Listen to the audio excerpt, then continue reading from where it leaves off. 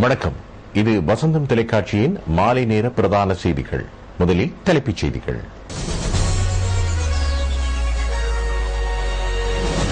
கொடிய பயங்கரவாதத்திலிருந்து மீட்டெடுக்கப்பட்ட நாட்டை மீண்டும் எந்த ஒரு சக்தியாலும் பறித்தெடுக்க இடமளிக்கப் போவதில்லை என ஜனாதிபதி தெரிவிப்பு.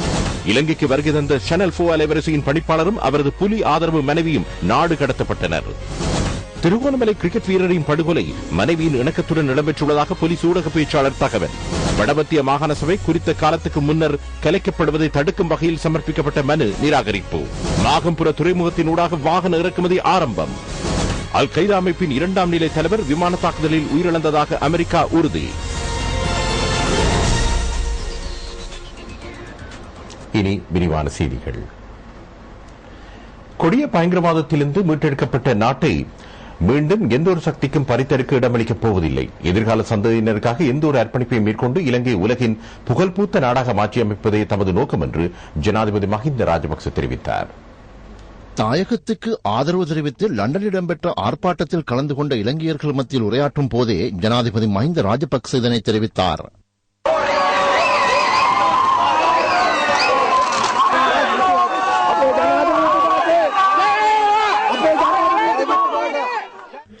இரண்டாவது எலிசபெத் மகாராணி முடிசூடி 60 ஆண்டுகள் பூர்த்தியாவதை முன்னிட்டு இடம்பெற்ற வைர விழா நிகழ்வுகளில் கலந்து கொள்வதற்காக மகாராணியின் அழைப்பின் பேரில் ஜனாதிபதி மஹிந்த ராஜபக்ச லண்டன் சென்றுள்ளார்.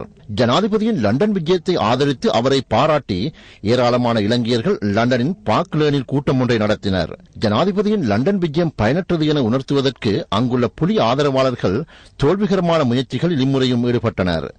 ஜனாதிபதி தங்கியிருந்த ஹோட்டலுக்கு முன்னால் சென்று போலியான பிரசாரங்கள் அடங்கிய சுலோகங்களை காட்சிப்படுத்தி ஆர்ப்பாட்டத்தில் ஈடுபட்டனர்.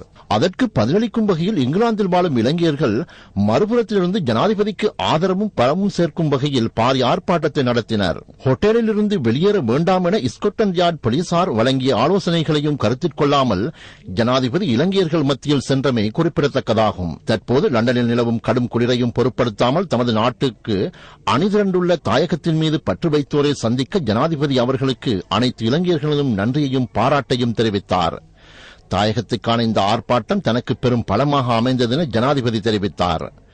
பயங்கரவாதத்திலிருந்து மீட்டெடுக்கப்பட்ட நாட்டை மீண்டும் பயங்கரவாதிகளுக்கு பறித்தெடுக்க ஒருபோதும் இடமளிக்கப் போவதில்லை என ஜனாதிபதி வலியுறுத்தினார்.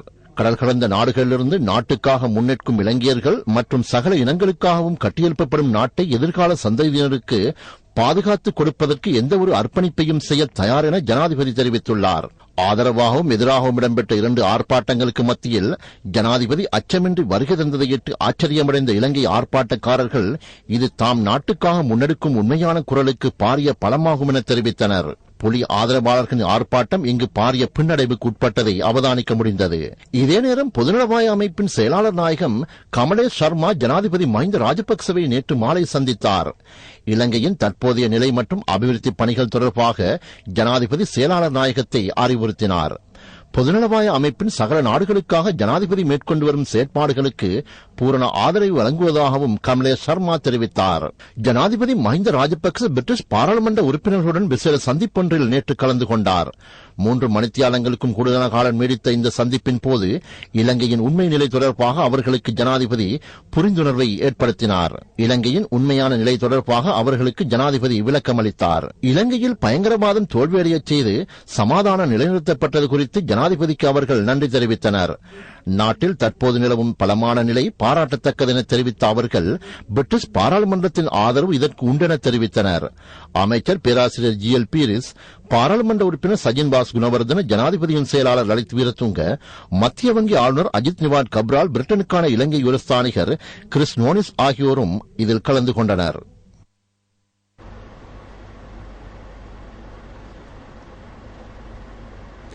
இலங்கைக்கு வருகை தந்த சேனல் 4 அலைவரிசையின் பணிப்பாளரும் அதன் செய்தி அறிவிப்பாளரும் தயாரிப்பாளருமான அவரது புலி ஆதரவு மனைவியும் நாடு கடத்தப்பட்டனர்.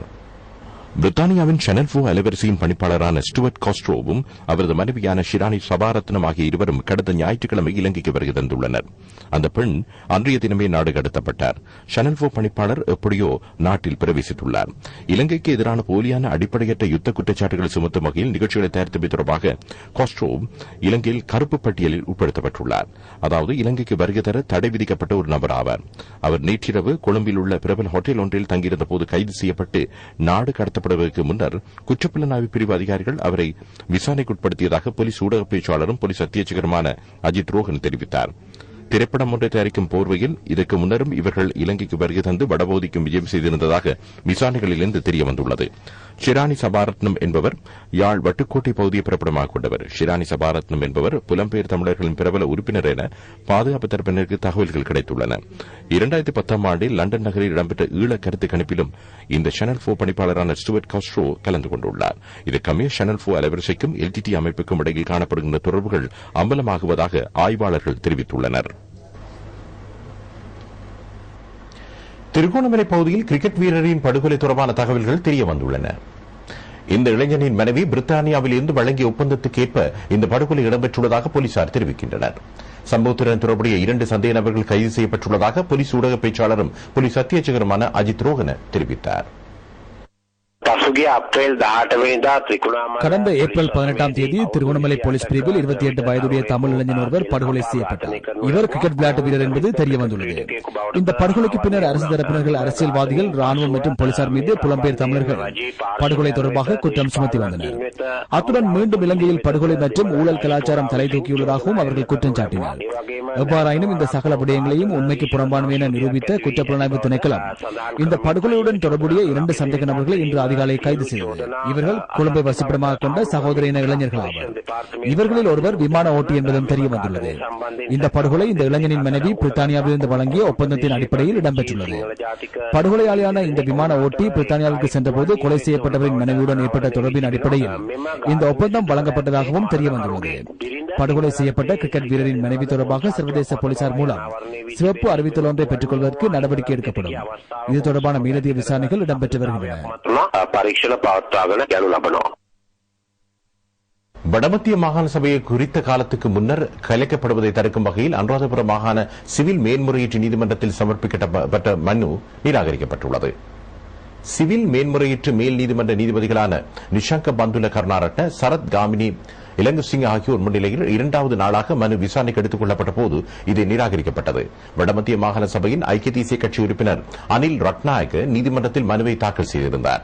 அது கடந்த 16ஆம் தேதி விசாரணைக்கு எடுத்துக் கொள்ளப்பட்டது. மாகாண ஆளுநர் கர்நாரட்ட திவுல்கமே, முதலமைச்சர் பேர்டி பிரேமலா டிசானாக் உட்பட 7 பேர் இதன் பிரதிவாதிகளாக குறிப்பிடப்பட்டிருந்தனர். பிரதிவாதிகள் சார்பில் பிரபல சட்டத்தரணி மகேஷ் கொட்டுவலவின் ஆலோசனையின் பேரில் ஃபைசர் முஸ்தபா, இதற்கு இசுரு பால பட்டபந்தி, ரவி டிசாநாயக்க, பிரேமஸ்ரீ ஹெட்டியாராச்சி, அரசு சிரேஷ்ட சட்டத்தரணி சுமத்தி தர்மவர்தன் ஆகியோர் சட்டத்தரணிகளாக ஆஜராகியிருந்தனர். சகல வசதிகளுடன் கூடிய மாகம்புர மஹிந்த ராஜபக்ச துறைமுகத்தின் வாகன பரிமாற்றம் ஆரம்பமாகியுள்ளது. 1000க்கும் மேற்பட்ட வாகனங்களுடன் 2 கப்பல்கள் துறைமுகத்தை வந்தடைந்துள்ளன.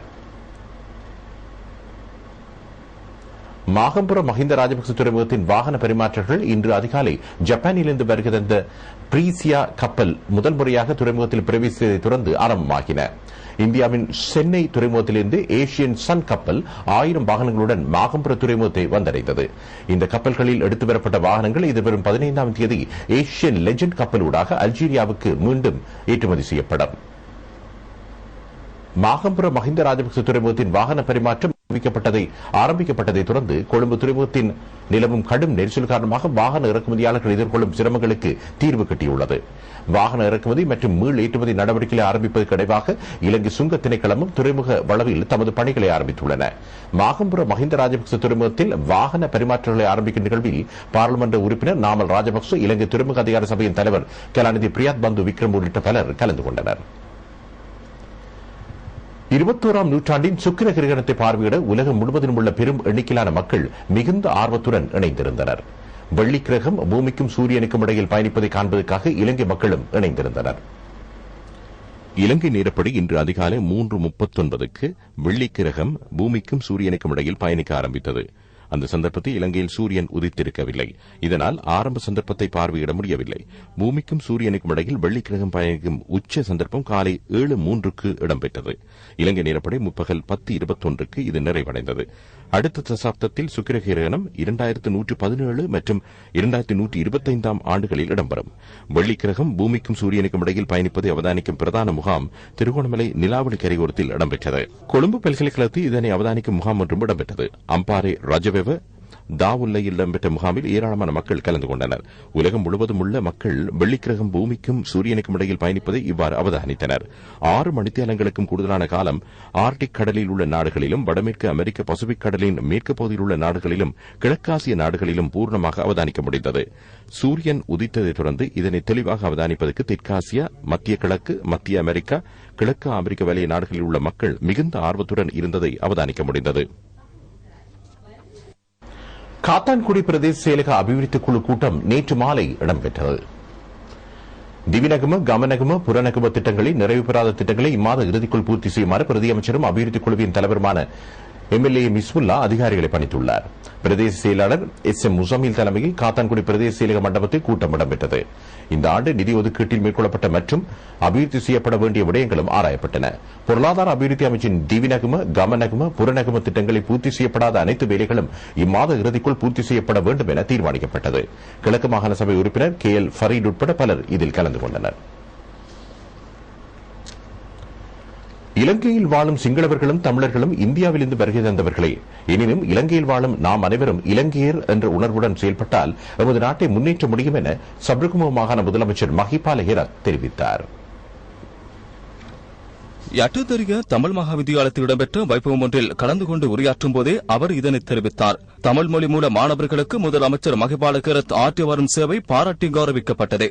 மாகாண சபை உறுப்பினர் UKR அபே ரட்ன, மாகாண கல்வி பணிப்பாளர் R அபேசிங்க, பாடசாலை அதிபர் K வசந்தன் உட்பட பெற்றோரும் பழைய மாணவர்களும் இது கலந்து கொண்டனர்.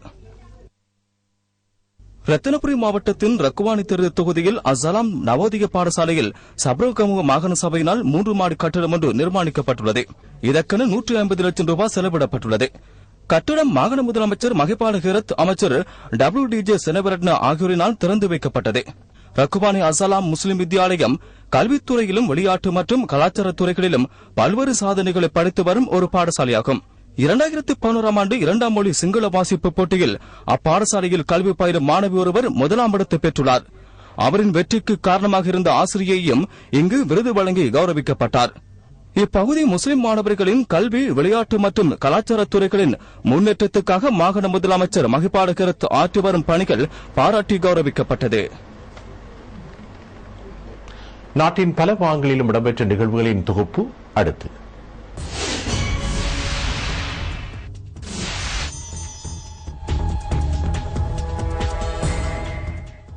அக்கரைப்பற்று மாநகர சபைக்கு உட்பட்ட 50 கிலோமீட்டர் வீதிகள் புனரமைக்கப்பட்டு வடிகான்கள் அமைக்கும் வேலை திட்டங்கள் முன்னெடுக்கப்பட உள்ளன.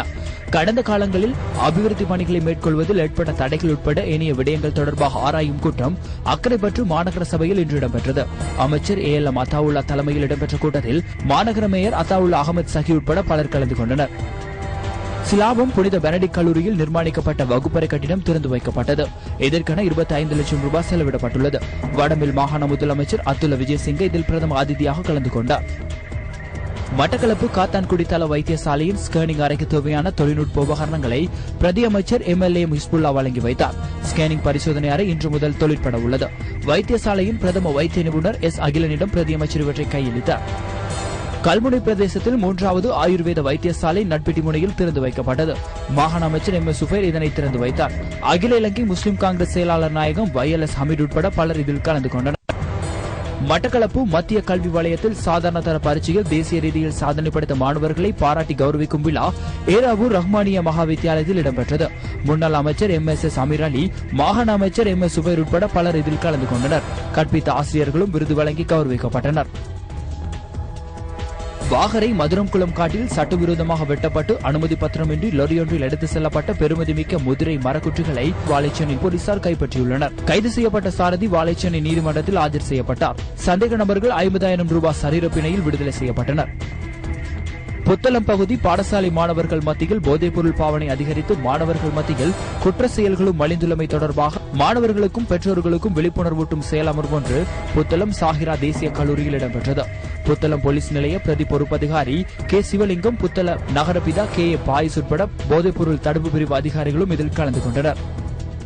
மன்னார் மாவட்டத்தில் அனர்த்தங்களை கட்டுப்படுத்தும் முதல்கட்ட வேலைத்திட்டம் இன்று ஆரம்பமாகியது. அனர்த்த முகாமைத்துவ அமைச்சும் அனர்த்த முகாமைத்துவ நிலையமும் இணைந்து நடைமுறைப்படுத்தும் நிகழ்ச்சி திட்டத்தின் கீழ் கொழும்பிலிருந்து வருகை தந்த பொறியியலாளர் குழுவினால் கிராமவாசிகள் உதவியுடன் பல்வேறு வேலைத்திட்டங்கள் நடைமுறைப்படுத்தப்பட உள்ளன.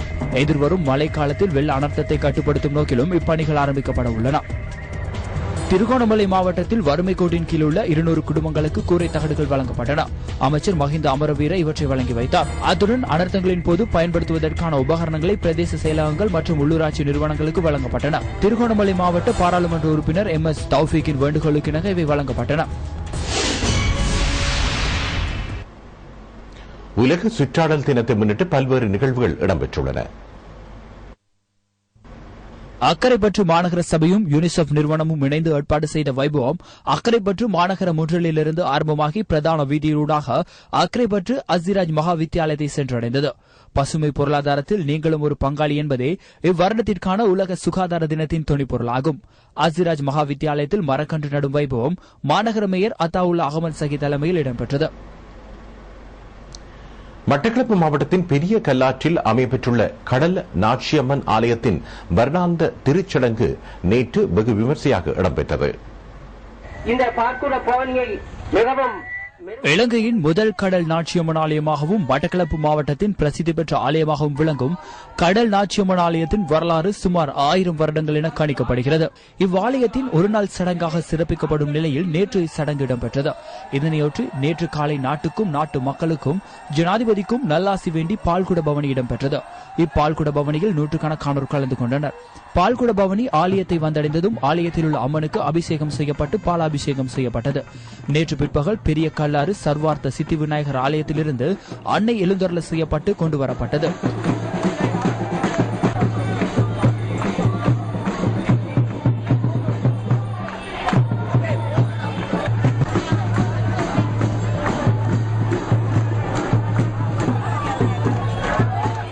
அலங்கரிக்கப்பட்ட வாகனத்தில் அன்னை எழுந்தருளல் திருச்சடங்கில் பறவை காவடி, காவடி ஆட்டங்கள் முன்வர பாடசாலை மாணவர்களின் நடன நிகழ்ச்சிகளும் இடம்பெற்றன.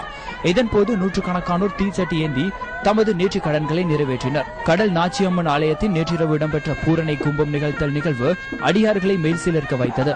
திருச்சடங்கில் இலங்கை மற்றும் சர்வதேசத்திலிருந்து சுமார் 2 லட்சத்திற்கும் மேற்பட்ட பக்தர்கள் கலந்து கொண்டதாக ஆலய நிர்வாகத்தினர் தெரிவித்தனர்.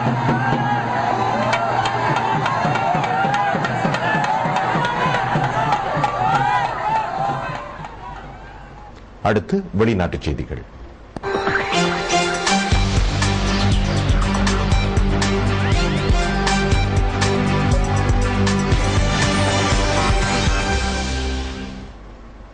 அல் கைதா அமைப்பின் 2வது முக்கிய தலைவர் விமான தாக்குதலில் உயிரிழந்ததாக அமெரிக்கா உறுதி செய்துள்ளது. வடமேற்கு பாகிஸ்தானின் வட வசீரிஸ்தான் மாநிலத்தின் பிரதான நகரான மிரன்சா நகருக்கு கிழக்கே அமைந்துள்ள எசோகெல் பிரதேசத்தின் மீது நேற்று அமெரிக்க ஆளில்லா விமானம் மூலம் 2 ஏவுகணை தாக்குதல்கள் நடத்தப்பட்டன. முதலாவது தாக்குதலில் 3 போராளிகளும் 2வது தாக்குதலில் 12 போராளிகளும் கொல்லப்பட்டதாக அமெரிக்கா தெரிவித்துள்ளது. கொல்லப்பட்டவர்களில் அல் கைதா அமைப்பின் 2வது தலைவராக செயல்பட்ட அபு யஹியா அல் லிபி கொல்லப்பட்டதாக அமெரிக்க வெள்ளை மாளிகை உறுதி செய்துள்ளது. ஆளில்லா விமானத்தை பயன்படுத்தி தாக்குதல் நடத்தியது தொடர்பாக பாகிஸ்தான் தீவிர எதிர்ப்பை தெரிவித்துள்ளது. இனி மேலும் சில வெளிநாட்டு செய்திகளின் சுருக்கம். கிரீன்விச் நேரப்படி நேற்றிரவு 9:22 ஆரம்பமான அபூர்வ சுக்கிர கிரகணத்தை உலகெங்கிலும் உள்ள மக்கள் மிகவும் ஆர்வத்துடன் அவதானித்தனர். 4 மணித்தியாலத்துக்கு மேல் நீடித்த இந்த அபூர்வ நிகழ்வு ஆர்டிக் கடல் பிரதேச நாடுகள், கிழக்கு அமெரிக்க நாடுகள், பசிபிக் கடல் பகுதி நாடுகள் மற்றும் கிழக்கு ஆசிய நாடுகளைச் சேர்ந்த மக்களுக்கு முழுமையாக அவதானிக்கும் வாய்ப்பு கிட்டியது. தெற்காசியா, மத்திய கிழக்கு, மத்திய ஆசியா மற்றும் கிழக்கு ஆப்பிரிக்க நாடுகளைச் சேர்ந்த மக்களுக்கு சூரிய உதயத்துடன் சுக்கிர கிரகணத்தை அவதானிக்கும் வாய்ப்பும் கிட்டியது.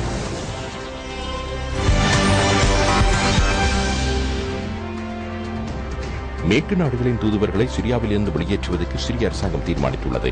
சிரியா அந்த நாட்டில் உள்ள மேற்கு நாடுகளின் தூதரகங்களை மூடியுள்ளது. இதனைத் தொடர்ந்து அமெரிக்கா, பிரிட்டன், பிரான்ஸ், துருக்கி ஆகிய நாடுகளின் தூதரக அதிகாரிகளை நாட்டிலிருந்து வெளியேற்றப் போவதாக சிரிய ஜனாதிபதி பஷர் அல் அசாத் தெரிவித்துள்ளார். கடந்த வாரம் சிரியாவின் ஊலா பகுதியில் இடம்பெற்ற மோதல்களில் சுமார் 100 பேர் கொல்லப்பட்டதை தொடர்ந்து 13 நாடுகள் அவர்களின் நாடுகளில் உள்ள சிறிய தூதரங்களை மூடிவிட தீர்மானித்தன.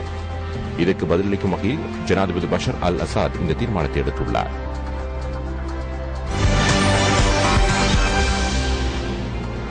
இத்துடன் இந்த செய்தி அறிக்கை நிறைவு பெறுகிறது. எமது அடுத்த செய்தி அறிக்கை இன்று இரவு 8 மணிக்கு வசந்தம் டிவியில்